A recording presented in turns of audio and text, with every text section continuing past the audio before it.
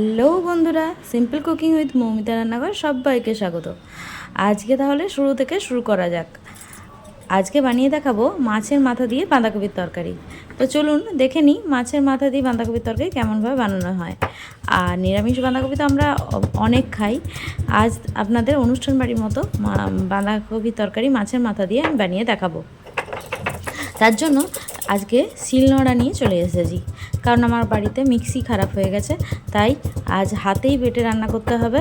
তার জন্য শিলনোড়া দিয়ে আমি প্রথমে আদা আর কাঁচা লঙ্কাকে ভালোভাবে থেতো করে তারপর বেটে নিচ্ছি। যখন বাড়িতে মিক্সি থাকে তখন রান্না করাটা খুব সহজ মনে হয়, কিন্তু যখন মিক্সি থাকে না, যখন এরকম হাতে শিললে বেটে আমাদেরকে রান্না করতে হয়, তখন বুঝি যে আগেকার দিনে মা ঠাকুমাদের কত কষ্টই না হতো। এখন আমাদের কত সহজ হয়ে গেছে না সব কিছু, আমাদের হাতে আর বাটতে হয় না সেরকমভাবে। যখন প্রয়োজন পড়ে তখনই শুধুমাত্র বাটি আর কি। তো প্রথমে আদা আর কাঁচা লঙ্কাটা বেটে নিলাম, তারপর রসুন কয়েকটা থেতো করে নিচ্ছি।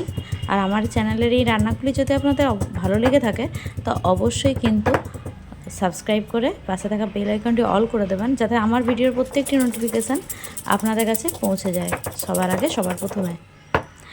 তো এই ভিডিওটি স্কিপ করে দেখবেন না। যদি পুরো ভিডিওটি দেখেন তাহলে অবশ্যই ভালো লাগলে ভিডিওটি একটি লাইক করে দিয়ে যাবেন। আর কমেন্টে আমাকে অবশ্যই জানাবেন মাছের মাথা দিয়ে বাঁধাকপির তরকারি আপনারা কীভাবে খেয়েছেন, বা কোনোদিন খেয়েছেন কি না আজ ফার্স্ট টাইম দেখছেন। মাছের মাথাতে আমি নুন হলুদ ভালোভাবে মাখিয়ে দিলাম। আর কে কোথা থেকে ভিডিওটি দেখছেন অবশ্যই আমাকে জানাবেন, তাহলে আমি আরও অনেক উৎসাহ পাই। আপনাদের প্রতিটি কমেন্ট আমার কাছে অনেক মূল্যবান। এরপর মাছের মাথাতে নুন হলুদ মাখানোর পর আমি কড়াইয়ে তেল চাপিয়ে দিলাম গরম হতে। আর অপর দিকে বাঁধাকপি যেটা কেটে রেখেছিলাম সেটা আমি একটু ভাপিয়ে নেব প্রেসার কুকারে। দুটো সিটি পড়ে গেলেই আমি কিন্তু প্রেসার কুকারটা বন্ধ করে দেবো। যেহেতু এই সময় বাঁধাকপি এখনও ওঠেনি, এগুলো কোল্ড স্টোরের জিনিস, তার জন্য একটু আমাদের ভাপিয়ে নেওয়াটা খুব দরকার। এরপর তেল গরম হয়ে যেতেই মাছের মাথা কড়াইয়ে দিয়ে দিলাম ভালোভাবে ভাজার জন্য। এপিট ওপিট করে উল্টে পাল্টে ভালোভাবে আমরা ভেজে নিচ্ছি মাছের মাথাটা।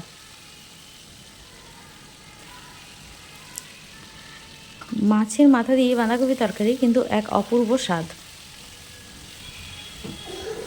এই কদিন আমাকে হাতে বেটেই কিন্তু রান্না করতে হচ্ছে। এমনকি জিরে ধনে গুঁড়ো যেগুলো আমি মিক্সিতে খুব সহজেই করে নিই, সেগুলোকেও আমাকে শিলে বেটে করতে হচ্ছে। কী আর করা যাবে, কোনো তো উপায় নেই, রান্না তো করতেই হবে আমাদের প্রতিদিন। মাছের মাথা ভাজা হয়ে যাওয়ার পর আমি নোড়াটা দিয়ে ভালোভাবে মাথাগুলো ভেঙে নিলাম। এবার ওই একই কড়াইয়ে দুটো তেজপাতা আর জিরে ফোড়ন দিয়ে দিলাম। এবার ডুমো ডুমো করে কেটে রাখা আলুগুলো দিয়ে দিচ্ছি, ভালোভাবে নাড়িয়ে চাড়িয়ে নিচ্ছি।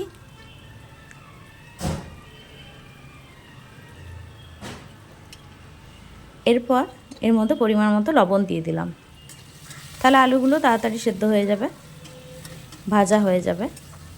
একটু হলুদও দিয়ে দিলাম। এরপর ভালোভাবে আরও একটু নাড়িয়ে চাড়িয়ে নিলাম।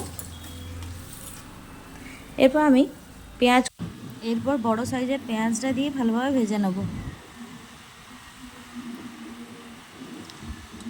আবারও বলছি, আমার চ্যানেলের ভিডিওগুলি যদি আপনাদের ভালো লেগে থাকে অবশ্যই লাইক করে দেবেন, পুরো ভিডিওটা স্কিপ না করে পুরো ভিডিওটা দেখে নেবেন।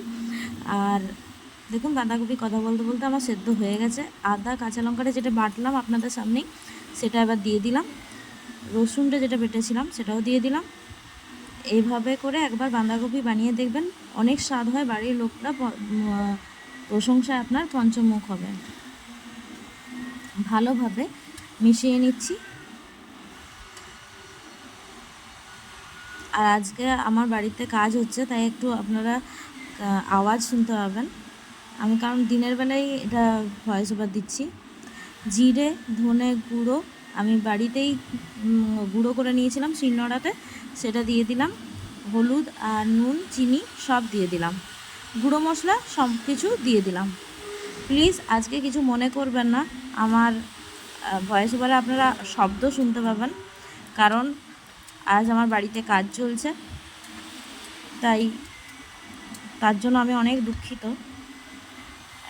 কষ্ট করে একটু দেখে শুনে নেবেন। এরপর একটু জল মিশিয়ে দিলাম, না হলে গুঁড়ো মশলাটা লেগে যাবে।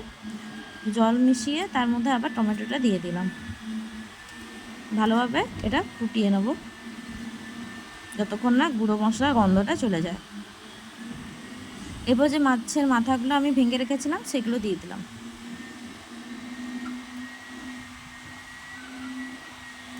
এবার ভালোভাবে মিশিয়ে নেব।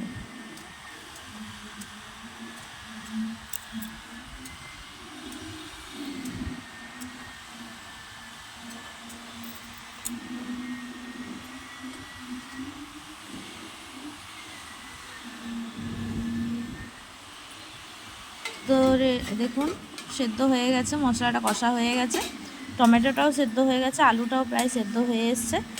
এরপর আমি যে সেদ্ধ করে রেখেছিলাম বাঁধাকপিটা সেটা দিয়ে দেবো। তার আগে একবার ভালোভাবে নাড়িয়ে নিচ্ছি মশলাটা। কারেন্ট ছিল না, তাই আমি সূর্যের আলোতে আজ ভিডিওটা করেছি, তো তার জন্য একটু অন্ধকার অন্ধকার। এরপর বাঁধাকপি যেটা সেদ্ধ করে রেখেছিলাম সেটা দিয়ে দিলাম, আবারও ভালোভাবে কষিয়ে নেব।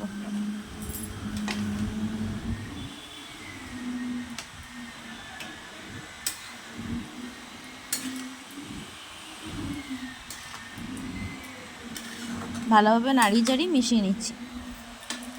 বাস 10-15 মিনিট এরকম অল্প আছে ভালোভাবে ঢাকা দিয়ে সেদ্ধ কষিয়ে নিলেই রেডি হয়ে গেল আমাদের বাঁধাকপির তরকারি মাছের মাথা দিয়ে।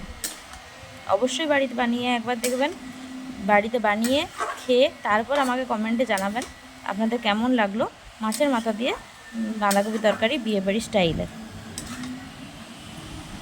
আজকের মতো ভিডিওটা এখানেই কমপ্লিট করে দিলাম। দেখা হবে আবার অন্য কোনো ভিডিওতে, অন্য কোনো সময়, অন্য কোনো রেসিপির সাথে। ততক্ষণের জন্য আজকের ভিডিওটা দেখে আমার কমেন্টে জানান কেমন লাগলো আপনাদের আজকের ভিডিওটি। ঢাকা দিয়ে দিলাম, তাহলে রেডি হয়ে গেল বাঁধাকপির তরকারি।